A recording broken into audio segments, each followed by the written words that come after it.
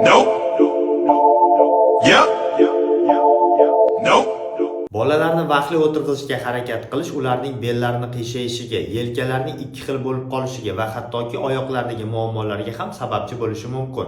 Hech qachon 4 oylikgacha bo'lgan bolalarni o'tirg'izishga harakat qilmang. Iloji bo'lsa, bola emaklashni boshlagandan so'ng o'tirg'izishni o'rgatsa bo'ladi.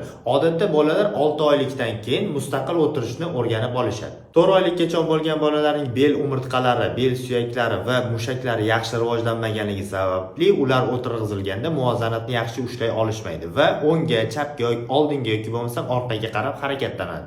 Bu esa bel mushaklari va suyaklarini zararlanishiga olib keladi. Muddatidan oldin o'tirg'izsak, bolaning belini qiyshayishiga, skolyoz hamda bel umurtqalari noto'g'ri shakllanishiga olib kelamiz. O'tirish jarayoni ham har doimgidek ketma-ketlikda bo'ladi. Dastavval bola qorniga yotishni, so'ng bo'ynini ushlashni, undan so'nggina o'ngga chapga ag'darilishni, undan keyin emaklashni va bo'yin, bel mushaklari to'liq rivojlanib, kuchga to'lib olgandan so'nggina o'tirishni boshlashadi.